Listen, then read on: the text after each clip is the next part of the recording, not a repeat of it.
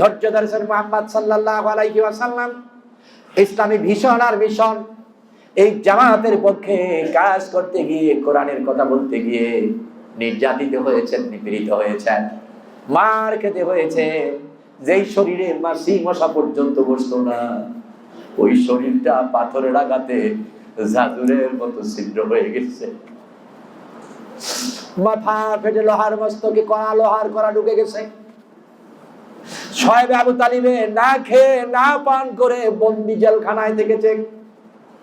গালি মার আঘাত খেয়ে এক পর্যায়ে রাতের অন্ধকারে আল্লাহর আদেশে নিরিবিলি পরিবেশে কাফেরদের চোখে ধুলা দিয়ে মক্কা ছেড়ে রাতের অন্ধকারে মদিনায় পালাতে হয়েছে। অপরাধ কি? অপরাধ ছিল কি? কোন অপরাধ ছিল না। কিন্তু ওই কাফের, মুশরিক, মুনাফিক, ইসলাম বিদ্বেষী, ইসলাম বিরোধী বা আমার রামদের কাছে মুহাম্মদ সাল্লাল্লাহু আলাইহি ওয়াসাল্লামের অপরাধ ছিল তিনি আল্লাহর জমিনে আল্লাহর দ্বীন কায়েম করতে চায়।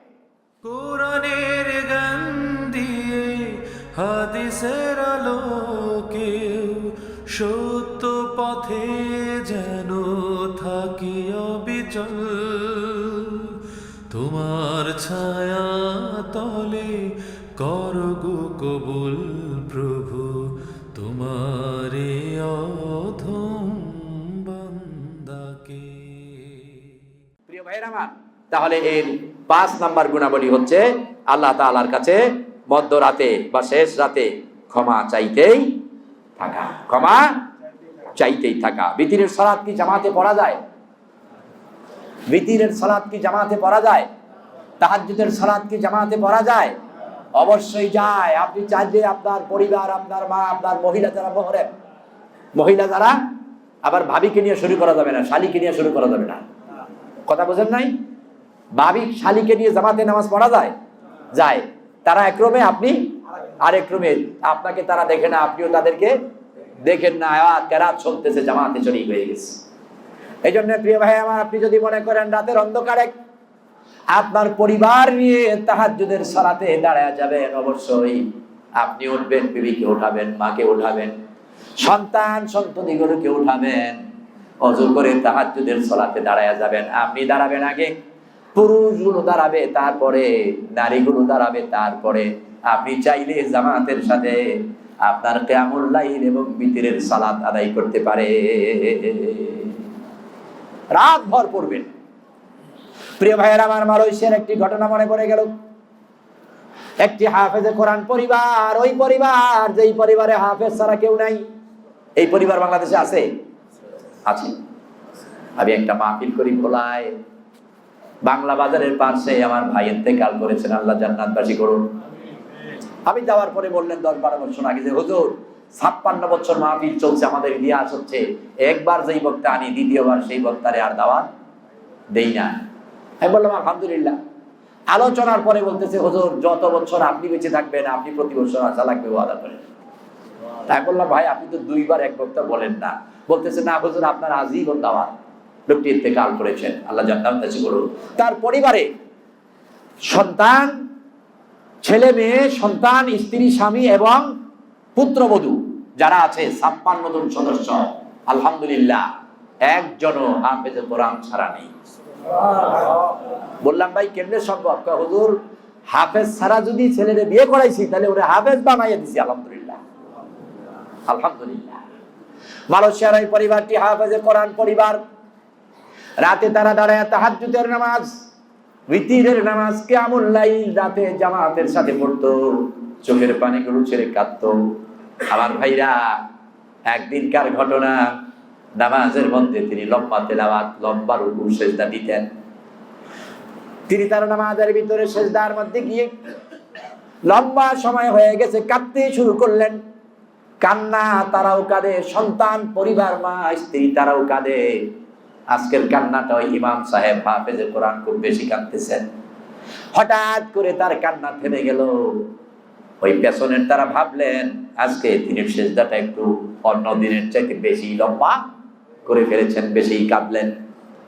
লম্বা সময় চলে যাচ্ছে, আর কোনো শব্দ নেই, সেজদা থেকে মাথা উঠায় না।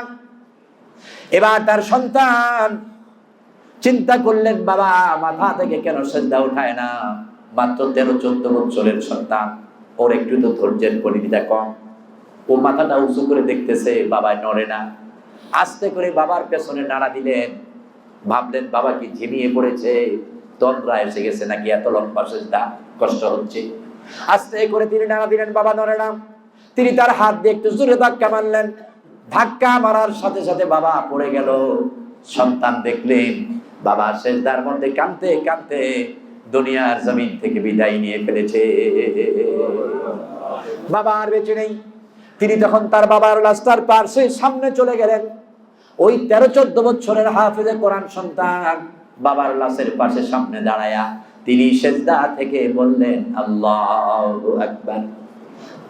ওই সন্তানের মা, তার দাদি অর্থাৎ মৃত ব্যক্তির স্ত্রী এবং তার মা, তার মেয়েরা, অন্য ছেলেরা ভাবলেন কিরে কণ্ঠের আওয়াজ আমার বাবার নয়, আমার ছেলের নয়, আওয়াজটা তার সন্তানের, কারণ কি?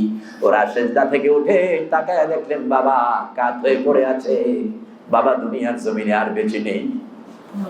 কোনো চিৎকারের আওয়াজ আসলো না, কোনো শব্দ আসলো না। ওই সন্তান বাকি রাকাত নামাজ শেষ করলেন, নামাজের ভিতরে চোখের পানিগুলো ছেড়ে কাঁদলেন আর দোয়া করলেন রব্বুল আলামিন, আমার আব্বা তো কাঁদতে কাঁদতে নামাজের মধ্যে বিদায় নিয়ে গেল, আল্লাহ আমরা আমার আব্বার রাতের তাহাজ্জুদের ইমামতি থেকে মাহরুম হয়ে গেলাম। চোখের পানিগুলো ছেড়ে কাঁদতে শুরু করলেন, সালাত শেষ করলেন, দাফন কাফনের ব্যবস্থা করলেন। ওরা পারিবারিক ভাবে দেরি না করে দাফন কাফন করে দিলেন। সন্তান চোখের পানি ছেড়ে কান্দে, আল্লাহ স্ত্রী কান্দে, মা কান্দে, মেয়েরা কান্দে, আমার আব্বার সালাতের ইমামতি থেকে রাতে আব্বা আমাদের ডেকে ডেকে তাহাজ্জুদের সালাতে দাঁড়া করাতো, কিয়ামুল লাইল বিতির দিয়ে শেষ করতো, ওই নিয়ামত থেকে আমরা বঞ্চিত হয়ে গেলাম। আল্লাহ আমার আব্বাকে তুমি জান্নাতবাসী করো, মাফ করে দাও।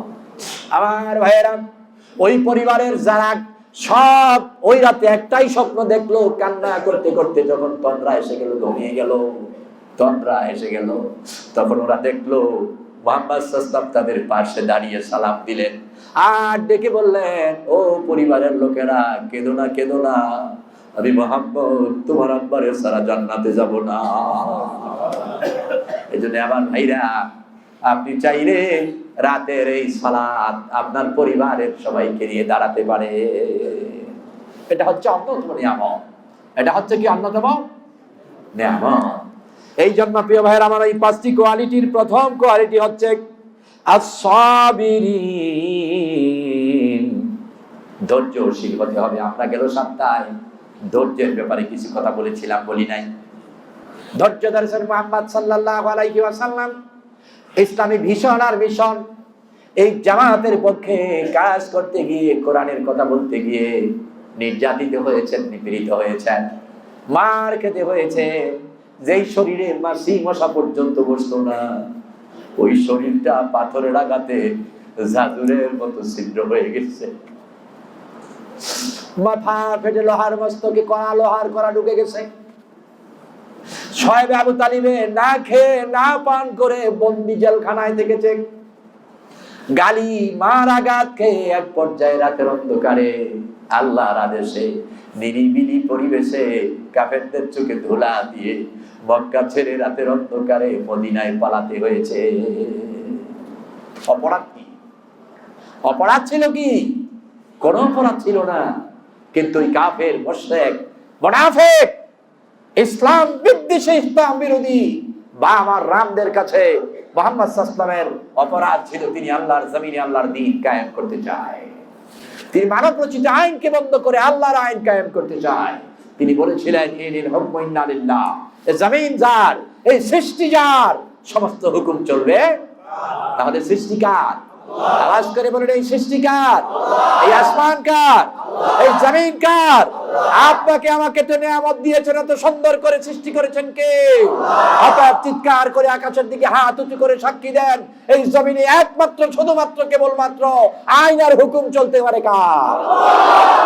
এই জন্য আল্লাহর নবী বলেছিলেন, আল্লাহর আইন চাই, সৎ লোকের শাসন চাই।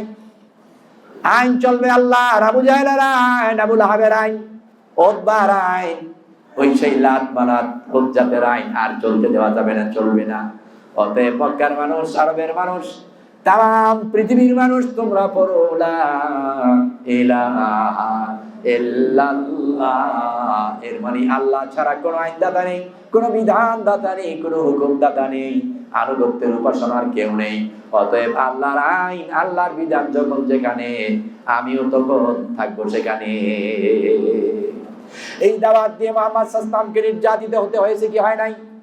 মুহাম্মদ সাল্লাল্লাহু আলাইহি ওয়াসাল্লাম যেই শরীরে মাছি মশাও বসে নাই, কত মার খেলেন, রক্ত ঝরালেন, বন্দী করলেন, হত্যা করার জন্য কাফেররা চেষ্টা করেছে কি করে নাই?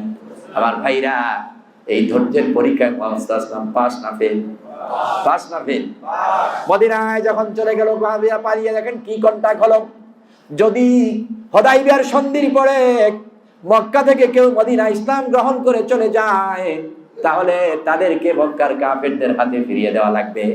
আর মদিনায় চলে যাওয়া কোন মুসলিম পূর্বের ধর্মে চলে গেলে তাদেরকে আর ফিরিয়ে দেওয়া হবে না। নবী এটাও মানলেন। সাহাবীদের অত্যাচার করতে করতে তাদের হাত কেটে ফেললেন, পা কেটে ফেললেন, আগুনের মধ্যে শোয়া, নিজের মাজার চামড়া গুলো, গোশত গুলো খসে, চর্বি গুলো ফেটে যেতে লাগলো। খাব্বাব চিৎকার করে বলতেছি, ইয়া রাসূলুল্লাহ, আমাদের জন্য কি তাদউ লানা তানসুর লানা, আমাদের জন্য কি আপনি দোয়া করবেন না? আল্লাহ কি আমাদেরকে সাহায্য করবে না? আমরা আর অত্যাচার, নিপীড়ন, নির্যাতন সহ্য করতে পারি না।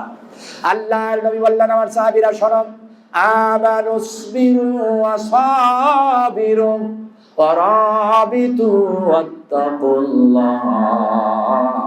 ধৈর্য ধরা নয়, শুধু ধৈর্যের প্রতিযোগিতা করতে হবে। হে আমার সাহাবীরা, তোমাদের আগে যারা ছিলেন নবীর উম্মত আর নবী, শুধু তোমাদেরকে নয়, আমার আগে যারা ছিলেন, জাকারিয়া আলাইহিস সালামকে করাত দিয়ে দ্বিখণ্ডিত করে ফেলা হয়েছে, হযরত ঈসা আলাইহিস সালামকে শুলে চড়াবার চেষ্টা করা হয়েছে, অনেক নবীদেরকে অনেক নির্যাতন, নিপীড়ন করা হয়েছে, তারা ধৈর্য হারায় নাই। অতএব ধৈর্য ধারণ করো। ধৈর্যের পরীক্ষায় যদি পাস হয়ে গেল, অবশ্যই আল্লাহ রাব্বুল আলামিন বিজয় দিয়ে দেবে।